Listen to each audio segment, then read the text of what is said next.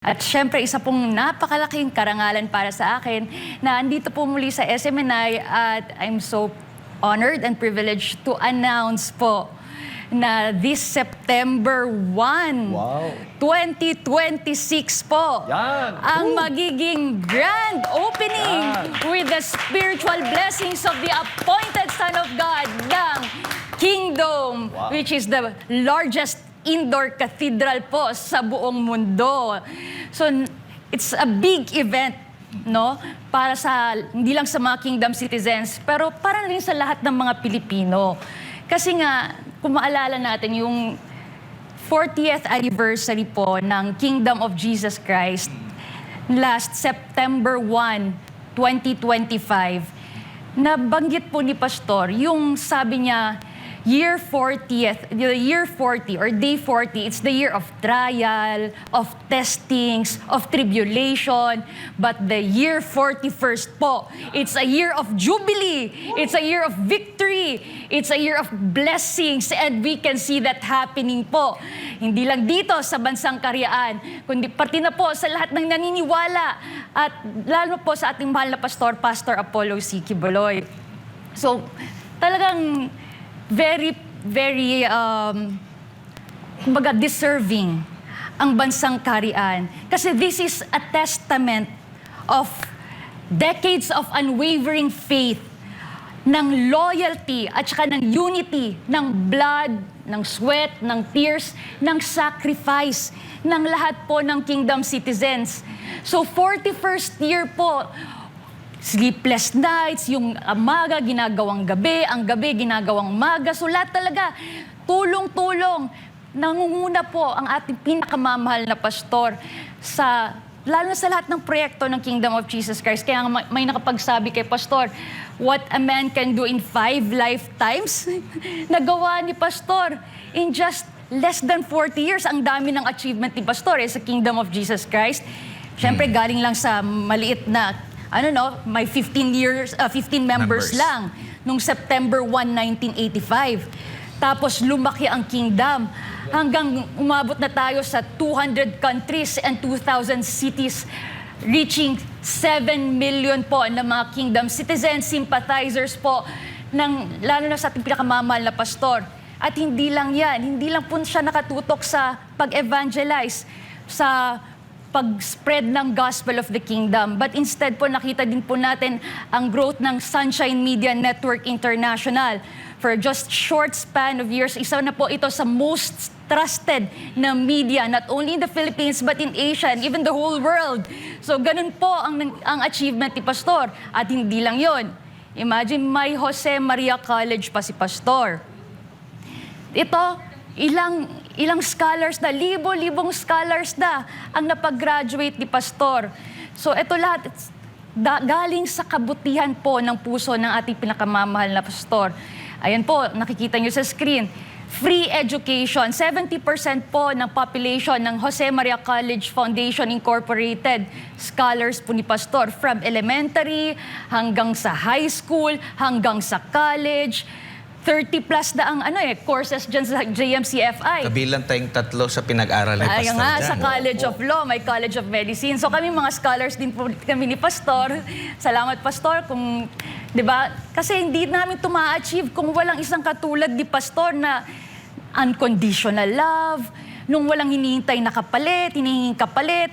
Basta yun lang ang ginagawa niya. Pastor, he always show goodness. Kaya, ang balik sa kanya is countless blessings. And we are so privileged na, yun nga, na kasalin din tayo sa nakakatanggap ng mga abundant blessings na yon. So, hindi lang yung JMCFI. So, meron pa si Pastor na ACQ College of Ministries, producing leaders yan siya. So, itong mga leaders, hindi lang po ito pang local, pang international, worldwide leaders po na na-train ni Pastor. So, in just yun nga, ang kayang sa ordinaryong tao, pang 5 lifetimes, but for Pastor, it only took him 3 decades, 4 decades. So iba pa yung mga construction ni Pastor. Ito ang pinakamatindi, di ba? Meron, first, may Prayer Mountain, may Glory Mountain. Ito yung showcase. Ay, napakaganda po, showcase ng restoration. para sa ating Mother Nature na pinunguna ng ating pinakamamahal na pastor. Ayun po, naging garden of flowers, ocean of all flowers na Glory Mountain ngayon. Yan po, it reflects pastor's personality, pastor's character within. So yan po nagmamanifest yan. So yun ang turo ni pastor. It's just him. Siya lang po ang nanguna. And then, just look at his accomplishment, massive accomplishment. Hindi lang dito sa Pilipinas, kundi sa buong bansa, sa buong mundo. And not only that, yung kingdom talaga, proud na proud po talaga ang lahat ng kingdom citizens. It's a badge of honor for us na yung sinasabi nila, yung sacrifices, yung blood, sweat, and tears, eto na po, nagbunga ang lahat. Eto na po, yung, kumbaga, eto na yung manifestation of the love, of unity, of unwavering faith of all kingdom citizens. So kaya nga excited ang lahat kasi di ba for the past years na experience natin, we are always under the elements of weather, di ba? Lagi na tayong nauulanan, pero never tayo nag-back down, never tayo nag-surrender. Instead, kahit umuulan, patuloy pa rin ang worship. Ayan po si Pastor, throughout these years, never po talaga nag-waver ang kanyang commitment, ang ating pagpupuri sa ating makapangyarihang Ama. Kaya naman po, deserve na deserve po ang itong napakalaking magnanimous blessings na binigay ng ating makapangyarihang Ama sa bansang kaharian. So yun, no? Experience nating lahat yan.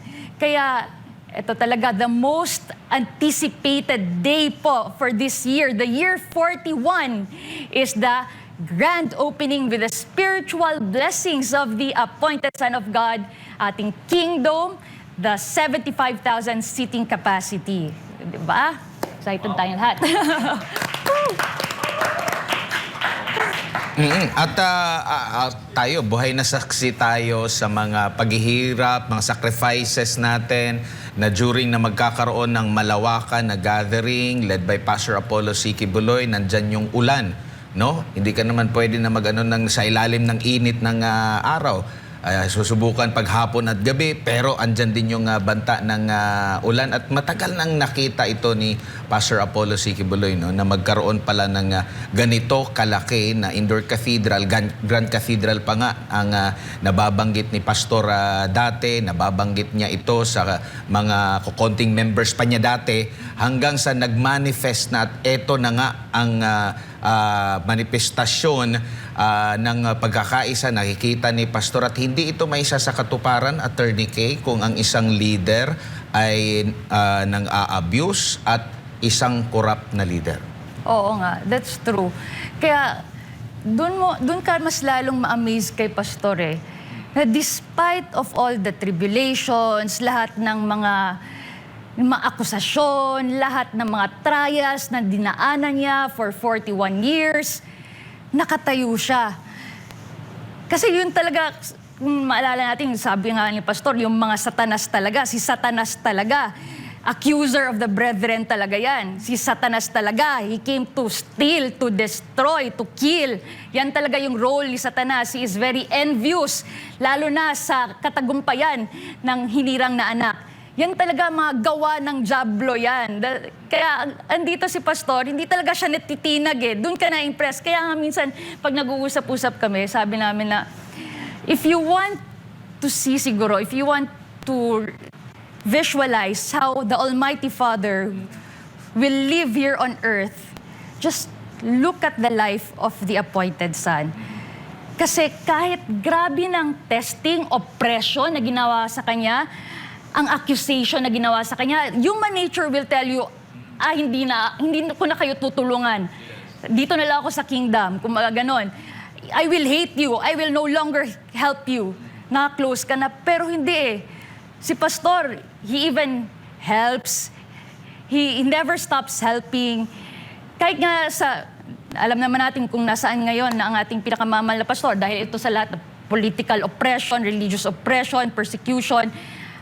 Kinulong kahit na dismiss na to sa Davao, biglang nabuhay na lang. Andun siya, kinulong sa BJMP. Pero makita mo talaga doon, kahit yung mga PDL, persons deprived of liberty na kasama ni Pastor, ayaw na nilang lumabas din si Pastor. Bakit? Kasi siya yung mismong nagpapakita ng love, ng generosity. Siya nagbigay ng hope para sa mga PDLs na doon. Dati kasi, ang treatment sa PDL, sa mga nasa kulungan, di ba, parang hayop na. Pero si Pastor, parang talagang tinuro niya doon na you have to treat them like human.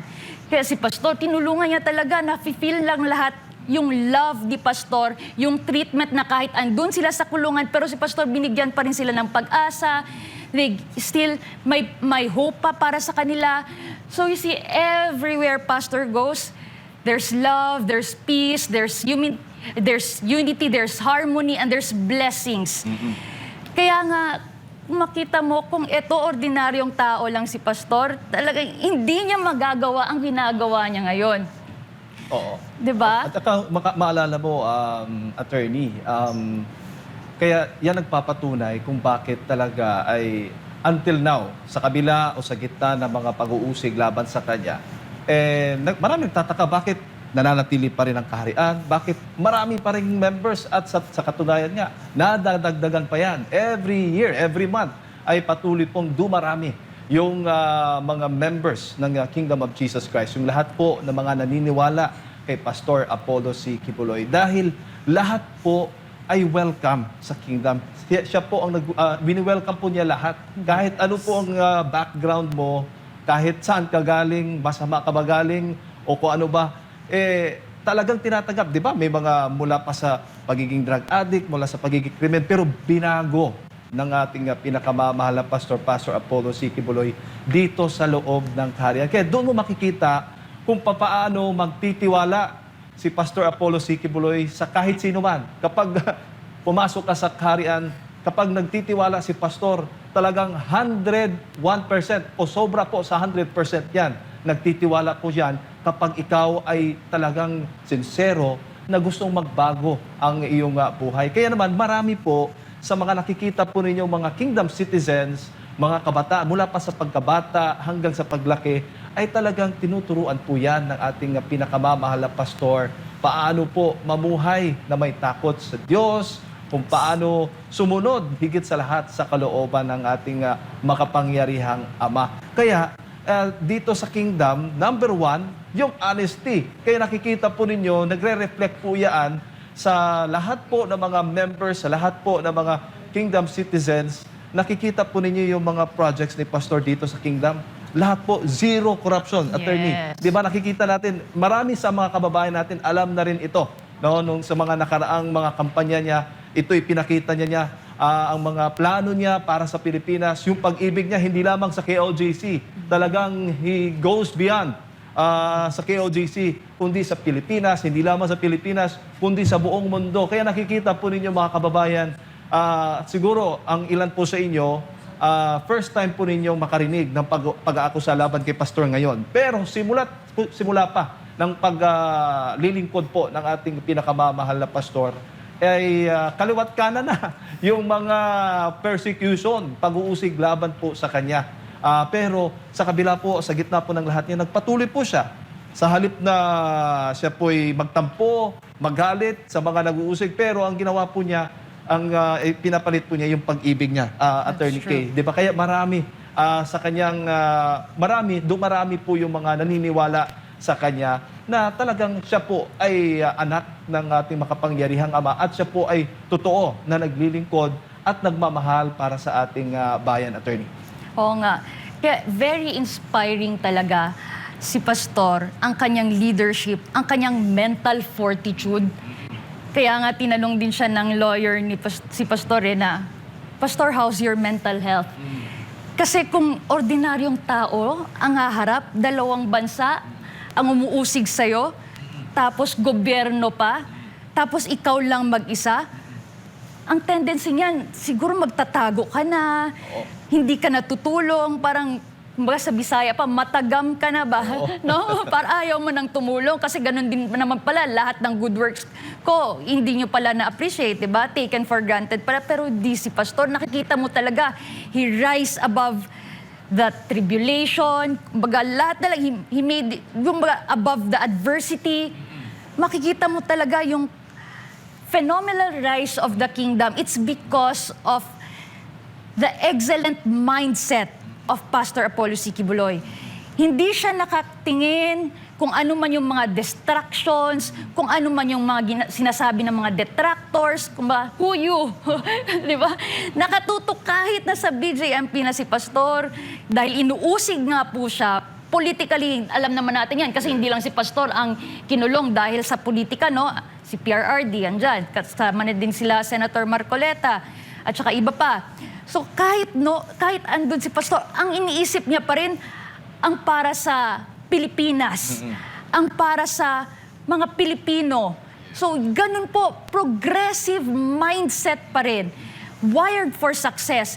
Kaya nga kahit andun, ay naisip pa rin, nakabuo pa siya ng superhighway, national superhighway. Wala pa tayong nakita niyan sa ibang mga kandidato, mga politiko na ngayon, mga government officials. Pero imagine si Pastor Apollo C. Quiboloy lamang ang nakapag-isip, nakapag-present ng ganito. Dapat ganito mag-present yung mga politiko, yung ating mga government official para makita ba ng taong bayan yung vision mo bilang isang leader ng ating bansa, ano ba ang gusto mong mangyari? Dapat ganito, ipinapakita mismo ng ating pinakamamahal na pastor. Swerte, sana itong administrasyong ito, dahil meron na yung isang Pastor Apollo C. Quiboloy na may blueprint na pwede niyang makipag-partner ba, makipag-collaboration, makipagtulungan para maisakatuparan itong lahat ng planong nito o para sa ating bansa.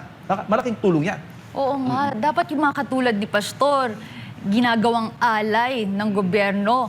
Kasi may resibo si Pastor eh. Nakita mo naman, kahit sa Kingdom Nation, walang budget yan ha. Ano lang lahat yan? Kumbaga, blood, sweat, and tears, sacrifice lang, unity lang, collective effort lang yan ng Kingdom citizens, of course, dahil din yan sa pangunguna ni Pastor. Kasi kung walang magaling na leader, tapos third world mentality yung mga members mo, mahirapan ka talaga. Pero iba si Pastor. So nangunguna siya, he leads by example. That's why yung Kingdom Nation in just 4 decades po, gano'n na lang ang katindi, kalaki yung ating success. Hindi natitibag. Yes, oo nga. So ganun nakikita mo. So doon mo talaga makikita yung leadership ni Pastor. Yung mga katulad niya dapat talaga ginagawang alay, consultant, diba? Imagine si Pastor kung yung vision niya about sa National Superhighway, yung modern railway system. Oo. Naisip ni Pastor yan. In fact, dati pa may nakausap na si Pastor. Sabi, posible ba? Sabi nung nakausap ni Pastor, galing po sa isang malaking bansa na puro build din ang ginagawa. Infrastructure din. Sabi niya, Pastor, tingnan niyo sa mapa. Ito, ang laki ng kanilang bansa. Pero saan po ang Pilipinas? Ito, ang liit. Napakaliit ng Pilipinas. Pero kayang dugtungin. Pagdugtungin. Oo, kayang-kaya. Kasi sa kabilang island, makikita mo lang. So, very feasible, very achievable po, ganyang project. At saka may budget kasi ang Pilipinas. Ang laki ng budget, Ang attorney. laki ng budget. Kung sana hindi kinurap, kung sana may isang katulad ni Pastor na zero corruption, lahat ng budget napunta dyan. Di ba? Maging proud ka na Pilipino ka. Proud ka nandito ka sa Pilipinas kung may ganyang project. So, yun ang nangyari. Sayang. Di ba? Tsaka, attorney, makikita mo rin talaga yung kabutihan ni Pastor. Kasi pwedeng maging makasarili si Pastor sa loob ng 40 years. Pwede niyang, dito lang ako sa Kingdom nakatutok. Dito lang ako sa KOJC nakatutok. Dito ko nalang i-voice. Ayoko nang makialam sa mga ganap dyan. Dito na lang ako. Pero hindi no? Nakita natin na doon sa mahigit 40 years or mahigit 4 na dekada ay talagang nandoon ang pagpangunguna niya sa KOJC, hindi rin nawawala sa kanyang puso yung pagtulong sa mga mahihirap, pagtulong doon sa mga IP, sa mga kabataan, at hindi lang dito sa Pilipinas, kundi sa iba't ibang bahagi ng mundo. No? Nagkakaroon tayo ng iba't ibang mga humanitarian na activities na makakatulong basta nangangailangan sa abot ng makakaya ni Pastor, ng KOJC, ay ipapaabot ito. Dito mo makikita at willing na willing si Pastor na maging blueprint, maging pwedeng modelo na yung kanyang mga naging achievements, hindi hindi lamang po doon sa Kingdom, yung pinaka-recent, yung Kingdom, nandun yung mga, yung bundok, no, sa paanan ng Mount Apo, yung Tamayon, at yung sa Glory Mountain. Pwede niyang kahit nga, ang daming nagtatanong ni Pastor, paano ba nagawa ito? Paano nagawa yan? Paano naging mula sa pagiging kalbo, ganito kaganda, parang paraiso, at hindi sinisikreto yan ni Pastor basta makatulong, inilalahad niya. Ganyan po kabuti si Pastor na kung iisipin siguro sa mga ordinaryong tao, sasabihin nila, bakit hindi na lang kaya doon sa KOJC, doon na lang, hindi na lang siya makialam. Pero hindi ganyan si Pastor. Totoo yan. Oo nga. Kaya nga dahil sa ganong achievement ni Pastor, no, parang boundless, parang unlimited yung accomplishment niya. Mismo ang United Nations Intergovernmental Organization ang nakakita niyan at nag-recognize kay Pastor bilang ambassador to the Philippines ng UNIGO, Intergovernmental Organization. In fact, tinawag din si Pastor na Goodwill Ambassador of Religious Harmony and Social Justice and Court Messenger of the Peace ng International Special Court of Arbitration and Human Rights. At saka tinawag din si Pastor na Humanitarian Ambassador to the Philippines of International Counterterrorism Center. So imagine, hindi lang local ang nagre-recognize kay Pastor, kundi mismong international bodies, United Nations mismo ang nag-recognize kay Pastor. So kung titingnan mo yung mga acquisition, bigla-bigla na lang kasi, di ba? Napaka-peaceful ng Kingdom. Ang dati, life natin, puro tumutulong lang, humanitarian activities, hindi lang dito sa Pilipinas, kahit sa ibang bansa, sa Africa. Nagbabago ng buhay. Oo, yun. Di ba, kung may calamity, pinakauna po talagang madating doon ang team ni Pastor through Sunshine Media Network, SMNI Foundation, di ba? Or yung SPM. Tumutulong ang Children's Joy Foundation, andyan always. Pero biglang, bakit 2023, 2024, 2025, bakit biglang ganito na lang? Despite of all the recognition, hindi mo naman yan siguro madideceive yung mga United Nations, no? Hindi naman kilala ni Pastor yun. Oo, di ba? Bigla-biglaan lang. Sila mismo, na-verify nila. Oo, nakita nila, na-verify nila lahat ng accomplishment at saka lahat ng tulong na ginagawa ni Pastor. So kaya, kung makikita mo talaga, itong mga akusasyon, saan sila nanggaling, di ba? Kumbaga, bakit ngayon lang? Bakit for the past years, ito, very smooth ang Kingdom. So, alam niyo na bakit. Ay, alam naman natin, attorney. Oo Ngayon, nga, no? binabaha ang halos lahat po ng ating bansa. Baka may panglihis ata. Ito na yata yung panglihis nila. Yung issue tungkol nga kay Pastor Apollo C. Kibuloy. Alam naman natin na until now, mula pa 2021, hanggang ngayon ay hindi pa po nako-convict, hindi pa po napapatunayan yung kanyang kaso laban po sa kanya. Kaya napakatagal kung matibay po yung kaso, attorney, siguro dapat noon pa. Di ba? Noon pa. Pero hanggang ngayon ay pinapatagal pa. Bakit Saka ang delikado pa dito, attorney, yung mismong nanumpa na itataguyod ang saligang batas. No? At sila rin yung inatasan na gagawa ng batas. So kung itataguyod mo yung saligang batas, dapat sumusunod ka sa proseso ng batas. Pero parang nabanggit nga, hindi pa nga convicted si Pastor. Pero bakit ang lumalabas sa kanilang mga bibig? Bakit ang lumalabas sa kanilang komento? Parang may kasalanan ng nagawa. Akala ba natin na sila ay nanumpa sa ilalim ng saligang batas? Dito mo makikita ang mga taong ito na mga incompetent sa kanilang mga posisyon, attorney. Oo nga, kilala ko yan. Oo nga, di ba? There's always a presumption of innocence. Basic yan sa constitutional laws. Constitutional right yan ng bawat mamamayang Pilipino. Di ba? In fact, dapat nga may due process pa. Dapat nga, pinakinggan mo pa. Kahit before nangyaring lahat ito, pero mayroon ng trial by publicity ang ginagawa Kasi kung, yun nga, hindi lang masyado natin madiscuss yung kaso dito kasi baka ma-subjudice tayo. Pero kung makikita mo talaga, yun lang talaga ang hiling natin Stick lang sa law. Diba? Walang political color wala lang sigurong political oppression, intervention, but instead, doon tayo sa due process. Lalo-lalo na yung right to life, liberty ng tao ang nakasalalay. Tsaka ito, mga misyonary to, ito, mga anak to ng Diyos. Si pastor at saka yung mga kasama niya na for ilang years, nakadedicate lang ang buhay para sa Ama lang, sa service lang ng Ama. So, tapos ito, may conviction. Ito na lang kung hindi na masyado natin i-elaborate sa case, doon na lang ang 16-day siege na lang na ginawa. 6,000 pulis. Andun na nakatira na mismo sa KOJC Central Headquarters. Kung talagang may isa na lang biktima ng human trafficking, sana kahit sa first day pa lang may sumama na sa kanila. Oo. Dapat. Diba? Tama Kung yan. naalala nyo, yun na lang talaga. Wala na tayong dapat pag-usapan, latagan ng ebidensya, yan na lang.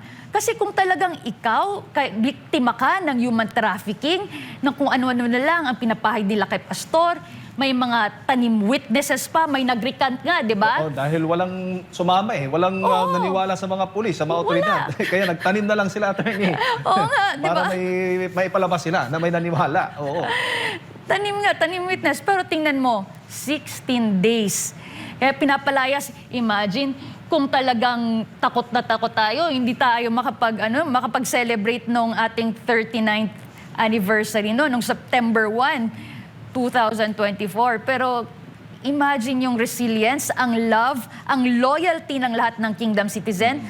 Kung hindi ganun si pastor, hindi ganun ang pag-alaga ni pastor, hindi ganun ang pagturo ni pastor sa bawat Kingdom citizen about sa Word of God, about sa humility, about sa obeying and following the footsteps of our Almighty Father, our Lord Jesus Christ. Sa tingin mo, may mananatili doon sa 16 days?